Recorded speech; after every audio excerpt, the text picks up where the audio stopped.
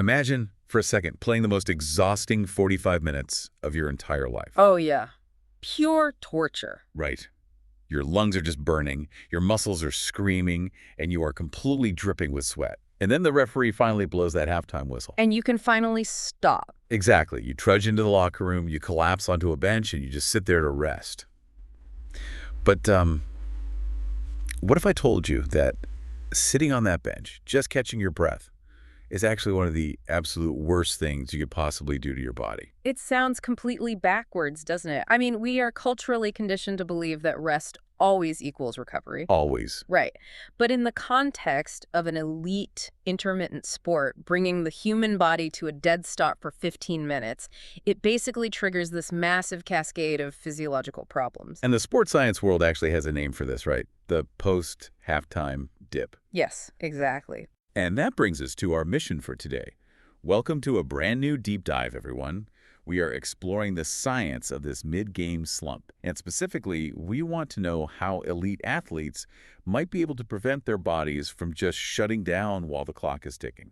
Which is such a huge problem in professional sports. It really is. So to figure this out, we are diving into a really wild piece of academic research today.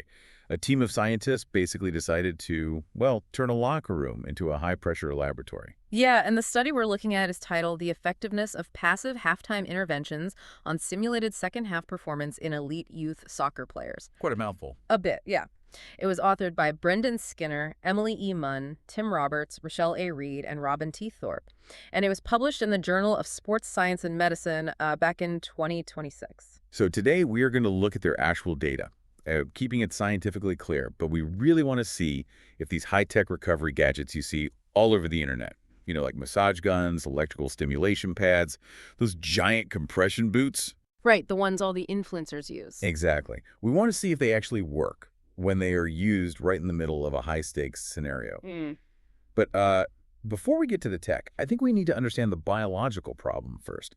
Like, why is that 15-minute locker room break actively hurting a player? It fundamentally comes down to two things: core temperature and muscular inactivity. I mean, soccer is a furnace. Oh, for sure. You have these explosive bursts of maximum sprinting, and that's mixed with jogging and walking. So when a player suddenly stops at the halftime whistle and just sits passively on a bench, their muscle and core temperatures begin to just plummet. And as we know, a cold muscle is a slow muscle. Exactly. And the study actually points out that there are two distinct kinds of fatigue happening at the exact same time here. Okay, lay them out for me. So first, you have this progressive general decline that happens over the course of the entire second half. That's your cumulative exhaustion. Like just general tiredness. Right. It involves things like glycogen depletion and just general tissue microtrauma from running around so much. Wait, let me just pause you right there on glycogen depletion just to make sure we're all on the same page. Is that essentially just the body running out of its primary carbohydrate fuel source? Basically, yes. Your muscles store carbohydrates as glycogen, so when you sprint, you just burn through those stores. Like burning gas in a car. Exactly. By the 70th or 80th minute of a game, the fuel tank is running visibly low. But then you have the second type of fatigue, the acute post-halftime dip, and that is entirely different. So this isn't about an empty fuel tank? Not at all. This hits immediately, like right in the first 5 to 15 minutes of the second half. Because the muscle temperature drops so rapidly during the break, the tissue literally loses its elasticity. It heavily impairs sprint speed and even fine motor control. Okay, I want to try an analogy here. Is this post-halftime dip essentially the biological equivalent of taking a car engine that's been running super hot, turning it completely off in freezing weather for 15 minutes, and then turning it back on and immediately expecting it to jump to 60 miles per hour? That's a great way to put it. What's fascinating here is that the engine has cooled down, the oil has gotten incredibly viscous and sluggish, and if you just floor the pedal, the gears are absolutely going to grind. Ouch. Yeah. The muscle fibers physically cannot slide past each other with the same frictionless velocity. So the enforced 15-minute cessation of activity, which is just part of the rules of soccer, works entirely against the physiological needs of the players. But wait, if I have a cold car engine, The fix is just to let it idle and warm up for a bit. Right. Why don't the players just warm back up before the second half starts? Oh, they absolutely can. And physiologically, they really should. Studies consistently show that a short, like 3 to 7 minute dynamic re-warm up on the pitch before the second half starts works wonders. Just to get the blood flowing again. Exactly. You get them doing shuttle runs, jumping jacks, getting the blood pumping. But, well, you try telling a professional soccer manager they have to give up half of their tactical halftime talk so the players can go do high knees. Oh, wow. Yeah, the coach would completely lose their mind. I mean, they need every single precious second of that 15 minutes for strategy, adjusting to the opponent, motivation. Right. The manager is fighting for tactical survival, and the sports scientist is fighting for physiological survival. It's a huge dilemma. I see. So the researchers wanted to figure out a way to test if passive, high-tech tools could replace that active re-warm-up, basically giving the coach their tactical time back while keeping the players' engines warm. So how on earth did they test this? Because, I mean, you can't exactly run onto the pitch during a real professional match and strap gadgets to players without ruining the game. No, absolutely not. The variables in a live match are just far too chaotic to isolate the physiology. Like what, weather and stuff? Weather changes, referee decisions, and just the specific unpredictable tactics of the opposing team. So to get really clean data, the researchers designed an incredibly strict simulated match environment. Okay, but let's unpack this. What do they do? They partnered with Northampton Town Football Club in the UK and took 43 male youth academy players. So these aren't just random kids playing pickup. No, these are highly trained adolescent athletes, averaging about 17 and a half years old. Got it. So what does a simulated match actually look like in a laboratory setting? I'm picturing treadmills. Worse. To mimic the physical drain of a first half, they put these players through a brutal gauntlet. The physical test required them to complete 15 20-meter sprints. 15. Yes. They'd sprint 20 meters from a standing start as fast as possible, rest for a highly controlled 30 seconds, and then sprint again, over and over. That sounds absolutely miserable. But, I mean, soccer is not just track and field. You have to be able to actually control a ball. Which is exactly why they incorporated something called the Loughborough Soccer Pass Test, or the LSPT. It's designed to measure technical deterioration under intense physical distress. Okay, can you paint a picture of this test? What are the players actually doing? Sure. Picture a rectangular grid taped out on the floor. It's 12 meters long by 9.5 meters wide. And on the edges of this area, there are benches acting as rebound boards. Okay, I'm visualizing it. On those benches are colored targets measuring just 30 by 60 centimeters. The player stands in a tight central zone right in the middle of the grid. The clock starts, and they have to complete 16 passes against these specific colored targets in a randomized sequence as fast as humanly possible. Oh, man. Think about the last time you tried to type a coherent email right after running up a flight of stairs. Right. Your hands are shaking, your brain is foggy. Now imagine having to kick a ball at a target the size of a shoebox while doing it. That's what these kids were doing. And it gets worse because the scoring system is highly punitive. If you miss the target or pass to the wrong color or fumble the rebound, penalty seconds are heavily added to your final time. Ooh, that is stressful. But if you strike a tiny 10-centimeter strip right in the dead center of the target, you actually get time deducted from your score. So it's not just a test of leg strength. It is a high-pressure cognitive test of decision-making, accuracy, and composure when the body's just screaming for oxygen. Perfectly said.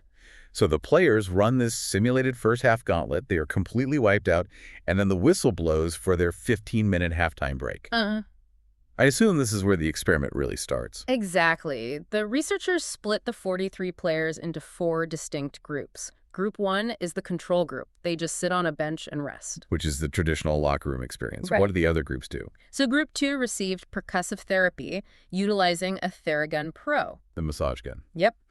The device was set to a frequency of 2,400 revolutions per minute, which is 40 hertz. It was applied metronomically by the players themselves, moving along the muscle from origin to insertion every 2 seconds. And what muscles were they hitting? They did this for 8 minutes total, across the calves, quads, hamstrings, and glutes. Okay, making sense. Group 3 received electrical muscle stimulation, or EMS. They used a device called a power dot, right? Correct. The EMS was set to a continuous low frequency of just 1 hertz.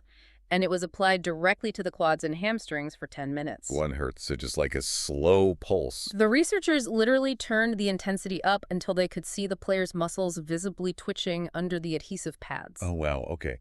And finally, Group 4 received pneumatic compression using recovery air boots. These are those massive inflatable sleeves you see athletes slide their legs into. Right. The boots sequentially inflated, starting down at the foot and moving all the way up to the upper thigh. They hit 100 millimeters of mercury of pressure, and they ran that cycle for 10 minutes. Wait, let me stop you there. 100 millimeters of mercury. What does that actually feel like on your legs? Are we talking a gentle hug, or is this like a blood pressure cuff aggressively squeezing your thigh? It is much closer to a firm blood pressure cuff. It is a very deliberate, deep compression. It's designed to force venous blood and lymphatic fluid out of the lower extremities and push it back toward the core. So you definitely feel it. Oh yeah, it's highly noticeable and physically restrictive while it's inflated. Looking at this list, though, massage guns, electrical pads, giant compression boots. These are tools you usually use sitting on your couch watching Netflix after a heavy gym session. Right. They are traditionally categorized purely as post-workout recovery tools, which raises an important question and a serious physiological concern. Which is? Well, could deeply relaxing a muscle with these tools in the middle of a high-stakes match actually backfire? Oh, I didn't even think about that. There is a real theoretical risk that by downregulating their nervous system and putting the muscles into a deeply relaxed state, you could blunt their explosive power and completely ruin their second-half performance. So they might have accidentally turned elite athletes into sluggish couch potatoes right before sending them back out to sprint. Let's look at the outcomes, starting with the control group, the guys who just sat there and did nothing but rest.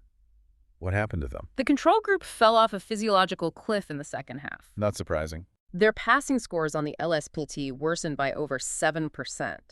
Their sprint times got measurably slower, and their heart rates spiked significantly higher just to perform the exact same amount of work they did in the first half. So the post-halftime dip was very real, and it heavily damaged their performance. Very real. But what about the groups using the technology? Here's where it gets really interesting, because I kind of look at these devices like video game power-ups. Let's look at the Theragun, the percussive therapy. This was basically the ultimate all-around buff. It was the MVP of the study, right? It really was. The Theragun group actually improved their passing scores in the second half by 2.43%. They got better. Yeah. Their sprint times stayed totally stable, meaning they didn't slow down at all, and they had a significantly smaller heart rate spike compared to the control group. They essentially skipped the physiological dip entirely. That's incredible. Then you have the EMS group, the electrical stimulation pads. I call this one the sniper accuracy buff. Because they improved their passing scores by 2.55% and severely reduced their passing penalties. Yeah. Right. They were making far fewer mistakes on those tiny 30-centimeter targets. Yeah, it didn't really help their sprint speed, did it? No, it didn't. They still slowed down on the dashes almost identically to the control group. And then we look at the compression boots. This was the speed buff. The boots maintained the player's explosive sprint speed incredibly well, like nearly perfectly matching their first half times. However, their technical passing skills still deteriorated slightly. Their LSPT passing scores worsened by about 1.77%. Which is fascinating when you compare it to the others. Okay, we need to dive into the why here. Because if compression boots give you the speed buff and EMS gives you the accuracy buff, what is actually happening in the biological code of the muscle to make that true? Why does twitching the muscles with EMS make them highly accurate for passing, but completely fail to keep them fast for sprinting? Okay, so it comes down to the deep neurology of the tissue, specifically the difference between sensory awareness and motor unit recruitment. The low-frequency EMS, that 1 hertz twitch we talked about, provides what we call continuous afferent feedback. Okay, wait, let's break down continuous afferent feedback. Right, so afferent simply means signals traveling from the body to the brain. Got it. So the EMS is constantly sending sensory signals from the muscle up to the central nervous system. This keeps the brain's spatial awareness of the leg razor sharp. Oh, I see. The player's brain knows exactly where the foot is in space, which is why their delicate passing precision and composure improved so much. But it doesn't help them sprint. No, because to sprint, you don't just need awareness, you need violent, explosive power. Think of your muscle fibers like a rowing team in a boat. Okay, a rowing team. A 1 hertz EMS is like a gentle metronome keeping the rowers awake and aware of where their oars are. But to sprint 20 meters, You need the coxswain screaming at the top of their lungs so every single rower pulls backward at the exact same millisecond. That makes so much sense. Yeah, that synchronized pulling is called high-frequency motor unit synchronization. The gentle 1 Hz EMS just does not train the nervous system for that explosive synchronization. That is genuinely fascinating. So what about the Theragun? How did it manage to preserve both speed and passing? Well, the percussive therapy operates at 40 Hz. That rapid mechanical manipulation did a much better job of maintaining the compliance and elasticity in the physical tissue itself. So it's a physical and mental thing. Exactly. It physically keeps the muscle bouncy and warm, which preserves the sprint speed, while that 40 Hz vibration is also stimulating the nervous system enough to keep the sensory awareness high for passing. You are literally tailoring the biological mechanism to the specific physical output you want to preserve. It's incredible. But, athletic performance isn't purely mechanical. A massive part of sports is in the mind. If a player feels totally exhausted, they're going to play like they are exhausted. Did the study measure the mental side of this at all? Yes, and the psychology of recovery is just as critical as the stopwatch metrics. So to capture this, researchers use the Total Quality of Recovery Scale, or TQR. It's a validated scale ranging from 6 to 20 where players subjectively rate how recovered they internally feel. Okay, so I'm looking at the data for the control group here. Their perceived recovery completely crashed in the second half.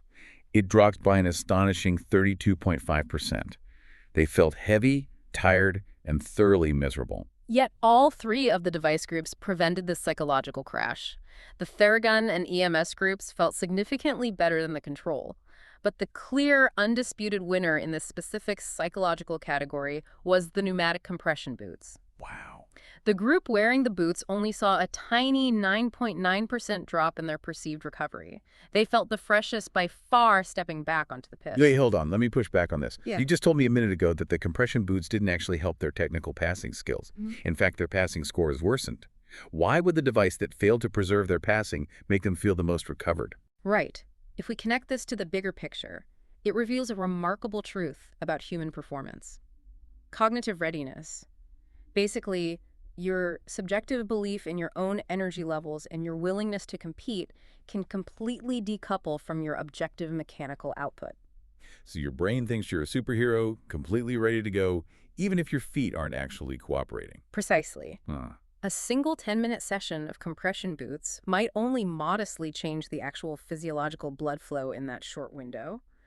But the sensory experience of that widespread rhythmic pressure squeezing the legs is incredibly soothing to the central nervous system. It feels really good. It feels great. And feeling mentally fresh, feeling like you have the capacity to push hard and run through a brick wall is a massive competitive advantage on a soccer pitch, even if your underlying biomechanics for delicate, one-touch passing have slightly degraded. Okay, so the data proves these high-tech tools manipulate the body's biology to mitigate the slump. But let's bring this back to the real world.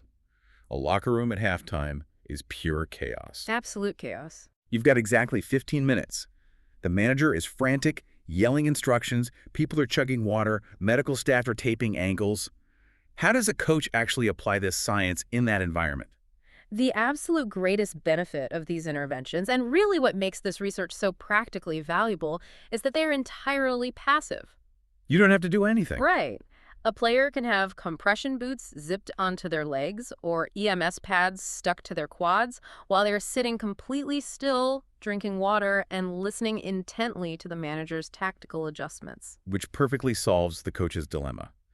The coach no longer has to choose between a physical warm-up on the pitch and a mental strategy session in the locker room. Exactly. You are no longer adding physical load to an already exhausted player by making them do jumping jacks, and you aren't stealing time from the coaching staff.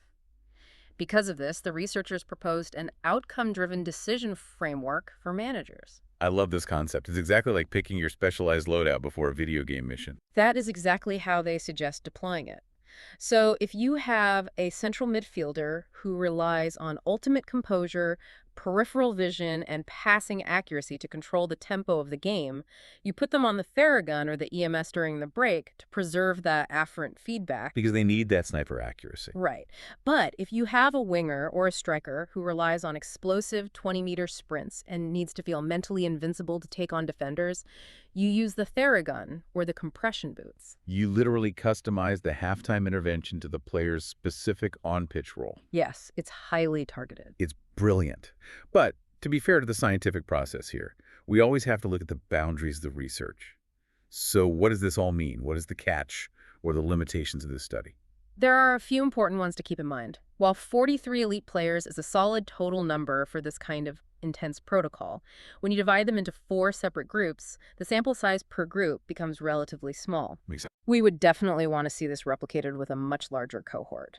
Also, there's no sham control used in this experiment. A sham control. What does that mean in this context? Like a placebo? Yes. Because, you can clearly feel a massage gun punching your leg or compression boots squeezing you.